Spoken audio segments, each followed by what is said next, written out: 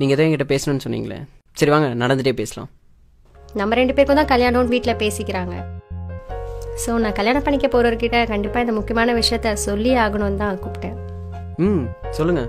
நான் காலேஜ் படிக்கும்போது ஒரு பையனை லவ் பண்ணேன். இப்போ இல்லை அது இப்போ பிரேக்கப் ஆயிடுச்சு. சரி, எத்தனை வருஷமாக லவ் பண்ணீங்க? 3 years. ஓ, கரெக்டாக காலேஜ் முடிகிற வரைக்கும். என்ன? அது ஒன்றும் இல்லை, ஜஸ்ட் நீங்கள் சொல்லுங்கள். நான் தான் ஃபர்ஸ்ட் ப்ரப்போஸ் பண்ணேன், இல்லைன்னு சொல்லலை. But over restrictions. எதுக்கு எடுத்தாலும் சந்தேகப்படுற மாதிரி தான் பேசுவான். எனக்கு இப்படி ஷால் போடுதாங்க பிடிக்கும், பட் அவன் டபுள் சைடு தான் போடணும்னு சொல்லுவான். ஷால் ஒழுங்கா போடு, இப்படி ட்ரெஸ் பண்ணு, அப்படி ட்ரெஸ் பண்ணாத, தனியாக எங்கேயும் போகாத, அதை சாப்பிடு இதை சாப்பிடாத. நானும் எங்கேயும் போகக்கூடாது, அவனை கூட்டிகிட்டு போக சொன்னாலும் பயப்படுவான். இவனோட பேசு அவனோட பேசாத, ஏன் ஃபேஸ்புக் போகக்கூடாதுங்க, அப்படியே போனாலும் ஃபோட்டோ அப்லோட் பண்ணக்கூடாதுங்க, இன்க்ளூடிங் லெகின்ஸ் டிஷர்ட் கூட போடக்கூடாதுங்க. மொத்தத்தில் 3 வருஷமும் சண்டை தாங்க. அதாங்க பிடிக்கல. இனிமேலாவது என் லைஃப் எனக்கு பிடிச்ச மாதிரியும் எங்கள் அப்பா அம்மாவுக்கு பிடிச்ச மாதிரியும் இருக்கணும்னு நினைக்கிறேங்க. உண்மையிலே சூப்பருங்க. என்கிட்ட, அதாவது உங்கள் லைஃப் பார்ட்னர்கிட்ட இதை பற்றி சொல்லணும்னு நினச்சிது. இதை நீங்கள் என்கிட்ட சொல்லாமல் மறைச்சிருந்துருக்கலாம்.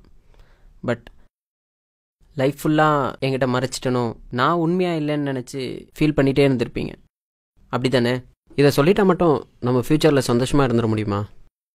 இது ஏன் சொல்கிறேன்னா, அவரை விட்டுட்டு வந்த மாதிரி என்னையும் விட்டுட்டு போயிட்டீங்கன்னா, நான் என்ன சொல்ல வரேன்னா, அவர் சொன்ன விஷயங்கள்லாம் நானும் சொன்னால் என்ன செய்வீங்க? அவர் சொன்ன எல்லா விஷயங்களுமே உங்களுக்கு ரெஸ்ட்ரிக்ஷனாக மட்டும் தான் தெரியும். ஏன்னா நீங்கள் ஒரு பொண்ணு. ஒரு பையனை அதுக்கு பின்னாடி எவ்வளோ ரீசன்ஸ் இருக்குன்றது எனக்கு தாங்க தெரியும்.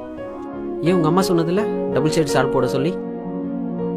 நீங்கள் போட்டு போகிற ட்ரெஸ் எல்லாம் பார்த்தா பசங்க எப்படியெல்லாம் பேசுவாங்கன்றது ஒரு பையனா எனக்கு தாங்க தெரியும்.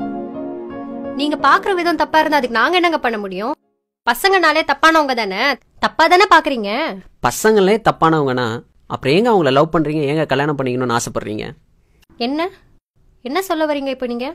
ஓகே, கோவப்படுற விதம் தப்பு தாங்க, இல்லைன்னே சொல்ல. அது பசங்களோட நேச்சர். அப்படி பார்க்க வைக்கிற ட்ரெஸ் கோடிங்க தாங்க தப்புன்னு சொல்கிறேன்.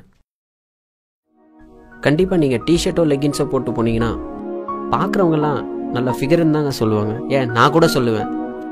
பட் நல்ல பொண்ணுன்னு யாராவது சொல்லுவாங்களா? பொண்ணுங்களுக்குன்னு ஒரு ரெஸ்பெக்ட் இருக்குங்க, அதை நீங்கள் புரிஞ்சிக்கவே மாட்டேங்கிறீங்க. இப்போ கூட அவரை பிடிக்கலன்னு என்கிட்ட எதுவுமே நீங்கள் சொல்லலை. அவர் சொன்ன அட்வைஸை தான் நீங்கள் பிடிக்கலன்னு சொல்கிறீங்க. ஆர்கியூ பண்ணால் போய்கிட்டே தாங்க இருக்கும். லாஸ்ட்டாக ஒன்று மட்டும் சொல்லிக்கிறேன். அவனுக்காக நான் ஏன் பண்ணணும்னு நினைக்கிறத விட அவனுக்காக நான் பண்ணாமல் வேறு யார் பண்ணுவாங்கன்னு நினச்சி பாருங்கள். லவ் உண்மையிலே சூப்பராக இருக்குங்க. எல்லாமே சொல்லியாச்சுன்னு நினைக்கிறேன். நீங்கள் கிளம்புங்க. பாய்.